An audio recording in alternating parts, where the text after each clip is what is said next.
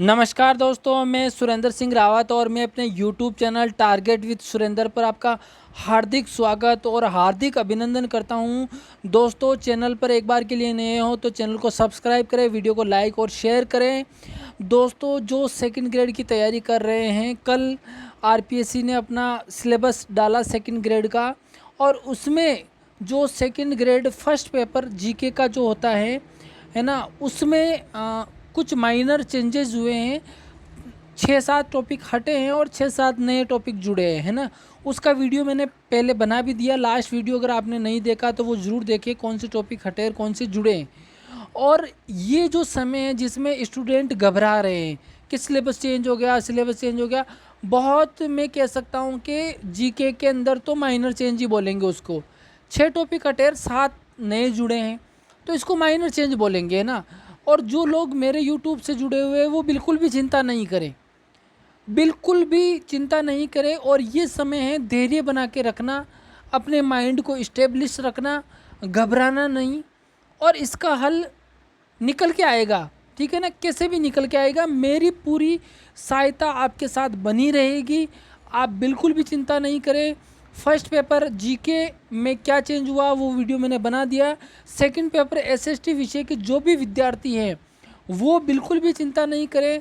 थोड़ा सा मैं बिज़ी हूँ अभी, आपको पता है स्कूल्स के परीक्षा फल पे काम चल रहा है, उसमें थोड़ा सा बिजी हूँ मैं। जैसे ही फ्री होऊंगा 5-7 दिन के अंदर, और आप भी थोड़ा सा धैर्य बना के रखें, तो आपका जो सेकंड पेपर SST का है उसके लिए अपन सेकंड पेपर SST के लिए क्या करेंगे कि जो भी आपका हिंदी का जो सिलेबस होगा, हिंदी वर्जन का क्या टॉपिक जुड़े और क्या कटे हैं उसको हम बता देंगे आपको कैसे न कैसे करके। आप निश्चिंत रहें इस बारे में।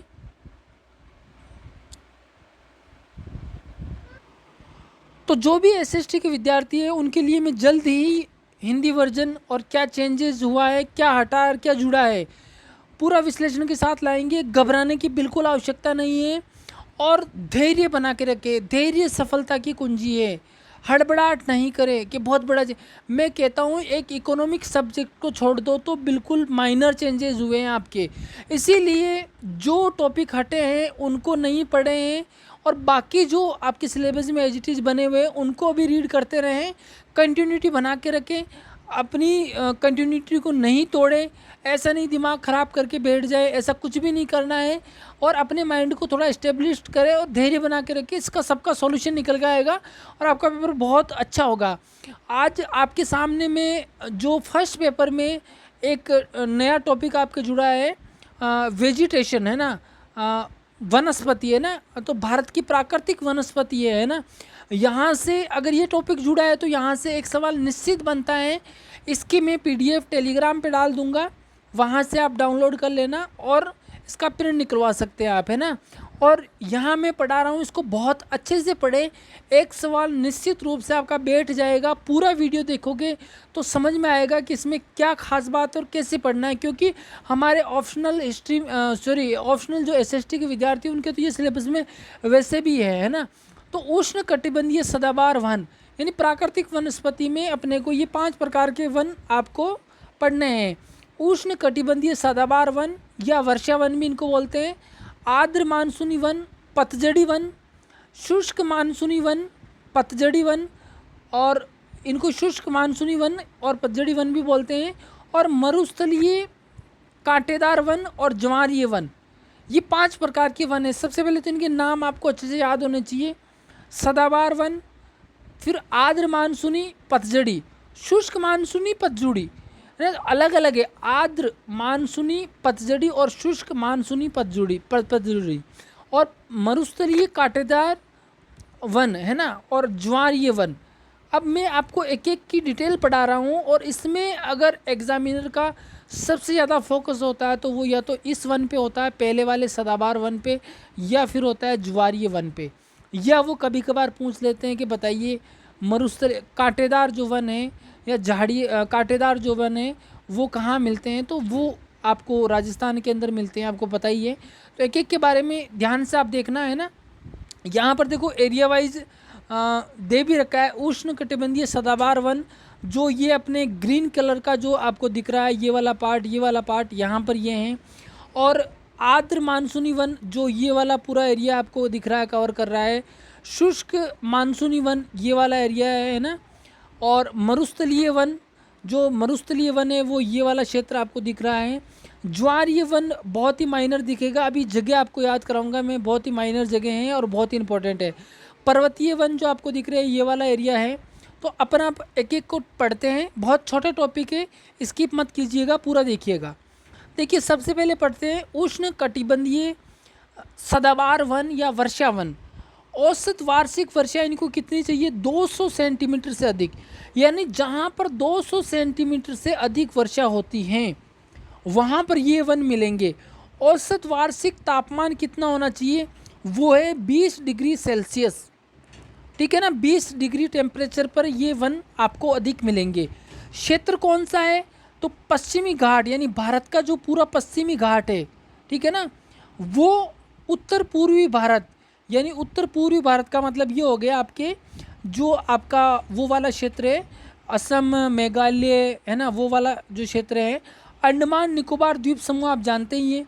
प्रमुख वन कौन कौन से आपसे एग्जाम में कैसे भी पूछ सकते हैं कि ये किस क्षेत्र में पाए जाते हैं, या ये कितनी सेंटीमीटर वर्षा वाले क्षेत्र में पाए जाते हैं, या फिर इन वनों में कौन कौन से हैं। महोगनी, एबोनी या आबूनस भी बोलते हैं, रोजवुड, आयरनवुड यानी लोहा काष्ठ, सिनकोना, नारियल और बांस, ये प्रमुख वन है। इन वृक्षों की लंबाई 60 मीटर तक होती है तथा बीच में लताएं लिपटी रहती है, जिससे भूमि पूरी तरह वनाच्छादित होती है। यानी ये इतने घने होते हैं कि ज़मीन के ऊपर सूर्य की रोशनी पहुंच ही नहीं पाती है। तो ये हो गए अपने उष्ण कटिबंधीय सदाबहार वन, जो आपको मैंने बताया ये वाला एरिया जो ग्रीन वाला एरिया है, यहाँ पर 200 सेंटीमीटर वर्षा, 200 सेंटीमीटर से अधिक वर्षा होती है। तो ये हो गए उष्ण कटिबंधीय सदाबहार वन। एक एक बात याद कर लेना, बिल्कुल शॉर्ट चीज़ है, टू दी पॉइंट है, एग्ज़ाम में सवाल पड़ेगा तो यहाँ से आ जाएगा, है ना। उसके बाद में देखते हैं अपन नेक्स्ट आर्द्र मानसूनी वन या पतझड़ी वन। आर्द्र मानसूनी वन और पतझड़ी वन कौन से हैं? आर्द्र मानसूनी वन, पतझड़ी वन, ये वाला जो क्षेत्र है, ये वाला पूरा एरिया आप देख रहे हो ना, पहले एरिया देख लेना, है ना। ये पूरा एरिया इसमें आ जाएगा। और इसकी क्या खास बात है? तो इसकी खास बात देखते हैं अपन। यहाँ पर देखिए सबसे पहले औसत वार्षिक वर्षा 100 से 200 सेंटीमीटर, यानी इनको थोड़ी वर्षा कम चाहिए सदाबहार की तुलना में। ये वृक्ष मुख्यतः पतझड़ ऋतु में अपनी पत्ते गिराते हैं। पतझड़ी से पता चल रहा है कि पतझड़ की जो ऋतु आती है उसमें पत्ते गिरा देते हैं। ये वृक्ष मुख्य रूप से तमिलनाडु, आंध्र प्रदेश, तेलंगाना, ओडिशा, झारखंड, छत्तीसगढ़, पश्चिम बंगाल, बिहार, उत्तर प्रदेश, मध्य प्रदेश और तराई क्षेत्र में मिलते हैं। प्रमुख वृक्ष कौन से? साल, सागवान, चंदन, शीशम, अर्जुन, आम, कुसुम और शहतूत, ये प्रमुख हैं। तो आप एक बार वो मैप याद कर लेना, मैप से आपको क्या है कि राज्य ज़्यादा रटने नहीं पड़ेंगे, मैप का एरिया याद रह जाएगा ना, तो ये राज्य अपने आप फीड हो जाएंगे दिमाग में, है ना। शुष्क मानसूनी वन, वो वापस एक बार मैप देखते हैं अपन। यहाँ पर देखिए ये तो थे आपके आर्द्र मानसूनी, जिनको 100 से 200 सेंटीमीटर वर्षा चाहिए। तो इसमें देख लो कौन कौन से स्टेट आ रहे हैं, आप देख लो एक बार, बहुत सारे स्टेट आ रहे हैं, आंध्र प्रदेश, तेलंगाना, उड़ीसा, झारखंड, छत्तीसगढ़, है ना, बिहार वाला भी क्षेत्र कुछ है। अब ये शुष्क मानसूनी वन, ये वाला एरिया जो येलो कलर का आपको दिख रहा है ना, ये वाला एरिया जिसमें एमपी का क्षेत्र है, महाराष्ट्र का क्षेत्र है, नीचे तमिलनाडु और नीचे आपके कर्नाटका वाला क्षेत्र है, इधर आपके थोड़ा सा महाराष्ट्र वाला क्षेत्र भी है, और यूपी वाला क्षेत्र भी है, और राजस्थान वाला क्षेत्र भी है। यहाँ पर इन वनों की क्या खास बात है, यहाँ पर देखते हैं अपन। आर्द्र मानसूनी वन जो हैं पतझड़ी वन भी कहलाते हैं। औसत वार्षिक वर्षा, आर्द्र मानसूनी तो पढ़ ली है अपन, है ना, थर्ड पढ़ने अपने को, है ना। औसत वार्षिक वर्षा शुष्क मानसूनी वन, पतझड़ी वन, है ना, 50 से 100 सेंटीमीटर। यानी देखो फर्स्ट वाले को कितनी वर्षा चाहिए? 200 से अधिक। सेकंड वाले को 100 से 200, थर्ड वाले को 50 से 100, है ना। और ये क्षेत्र कौन कौन से क्षेत्र में मिलेंगे? तो ये मानसूनी वनों के पश्चिम में, आर्द्र मानसूनी वनों के पश्चिम में उत्तर से दक्षिण तक पंजाब, हरियाणा, पश्चिमी उत्तर प्रदेश, पूर्वी राजस्थान, उत्तर पश्चिमी मध्य प्रदेश, गुजरात, महाराष्ट्र और कर्नाटका। मैप से आपको याद हो जाएगा, वो डायग्राम दिमाग में बिठाए। कौन कौन से वृक्ष है? नीम, पीपल, बरगद, आंवला, महुआ, पलास और धोक, ये वन है ना। और उसके बाद में देखिए मरुस्थलीय कांटेदार वन, औसत वार्षिक वर्षा 50 सेंटीमीटर, है ना। ये मरुस्थलीय वन जो राजस्थान में आपको मिलेंगे, राजस्थान वाला, यानी पूरा उत्तर राजस्थान का जो पश्चिमी क्षेत्र है, पश्चिमी राजस्थान, उत्तर पश्चिमी गुजरात, पश्चिमी पंजाब, हरियाणा, प्रायद्वीपीय पठार का वृष्टि छाया प्रदेश, वहाँ पर ये मिलेंगे। खेजड़ी, रोहिड़ा, कीकर, केर और फोग और नागफनी और थौर प्रमुख है। अब आपको मैं बता दूं, क्लाइमेक्स बाकी है। एग्जामिनर अधिकतर क्वेश्चन या तो सदाबहार वन से या फिर ज्वारीय वन से बनाते हैं। इनको बहुत अच्छे से करना है। इन वनों को दलदली, लवणीय, मैंग्रोव और सुंदरी वन आदि नामों से जाना जाता है। इनके पर्यायवाची आपको अच्छे से याद होने चाहिए। दलदली, लवणीय, मैंग्रोव और सुंदरी वन, इनके नाम है ज्वारीय वन। 5 नाम हो गए। कोई भी नाम देकर एग्जामिनर पूछ सकता है। ज़्यादातर एग्जामिनर ये पूछता है कि ये वन किस क्षेत्र में नहीं पाए जाते हैं। 3 ऐसे ऑप्शन होंगे जहाँ पाए जाएंगे, चौथा ऑप्शन मिलेगा जहाँ नहीं पाए जाए। ये वन सबसे अधिक संख्या में क्रमशः घटते क्रम में लिख रहा हूँ मैं। सबसे अधिक कहाँ पाए जाते हैं, फिर उससे कम, फिर उससे कम, फिर उससे कम। सबसे अधिक पाए जाते हैं गुजरात के तटीय क्षेत्र में, अभी मैप में ही बताऊँगा मैं। फिर एक कृष्णा गोदावरी डेल्टाई क्षेत्र में। कृष्णा और गोदावरी नदी दक्षिणी भारत में, उसका डेल्टाई क्षेत्र मतलब समुद्र में जहाँ नदी मिलती है वहाँ वो किनारे वाला जो क्षेत्र होता है वो वाला क्षेत्र। तो कृष्णा और गोदावरी का डेल्टाई क्षेत्र। पश्चिमी बंगाल के सुंदरवन में डेल्टाई क्षेत्र, कावेरी डेल्टाई क्षेत्र एवं कुछ मात्रा में अंडमान निकोबार द्वीप समूह में प्रमुख रूप से मिलते हैं। महानदी डेल्टा क्षेत्र में भी मिलते हैं। महानदी डेल्टा क्षेत्र में मिलते हैं। तो आप देखो, एक तो याद करें गुजरात का तटीय क्षेत्र सबसे ज़्यादा यहाँ, फिर कृष्णा और गोदावरी नदी का डेल्टाई क्षेत्र जहाँ नदी समुद्र में मिलती है, फिर पश्चिम बंगाल के सुंदरवन डेल्टाई क्षेत्र, यानी पश्चिम बंगाल में जहाँ गंगा और जो आपके ब्रह्मपुत्र नदी जहाँ जाकर समुद्र में मिलती हैं वहाँ पर ये मिलते हैं, है ना। तो गोदावरी और कृष्णा नदी का डेल्टाई, फिर आपके पश्चिम बंगाल के सुंदरवन डेल्टाई क्षेत्र, फिर कावेरी डेल्टाई क्षेत्र और कुछ मात्रा में अंडमान निकोबार द्वीप समूह और एक महानदी डेल्टाई क्षेत्र। महानदी जो आपके छत्तीसगढ़ और उड़ीसा के अंदर बहती है, वहाँ उसका जो डेल्टाई क्षेत्र वही समुद्र में मिलने वाला जो जगह होती है वो डेल्टाई क्षेत्र होता है, जहाँ पर समुद्र में मिलने से पहले नदी बहुत सारे भागों में बढ़ जाती है, तो उनके बीच का जो क्षेत्र होता है वो डेल्टा क्षेत्र होता है ना। तो उन क्षेत्रों में ये वन मिलते हैं। इन वनों में कौन कौन से वन है? सुंदरी, फोनिक्स, राइजोफोरा और सोनेसिया और निपा। यानी इससे मैं बता दूं आपको, एक तो ये याद रखना इनके पर्यायवाची नाम, ठीक है ना, और दूसरा ये कहाँ कहाँ पाए जाते हैं। अब मैं आपको बता दूं मैप के अंदर, आपको यहाँ पर मैप के अंदर मैं बता दूं एग्जामिनर का फोकस रहता है। देखो यहाँ पर मैंने बताया गुजरात का जो तटीय क्षेत्र है, फिर कृष्णा और गोदावरी, कृष्णा और गोदावरी जो नदी है उसका डेल्टाई क्षेत्र, है ना।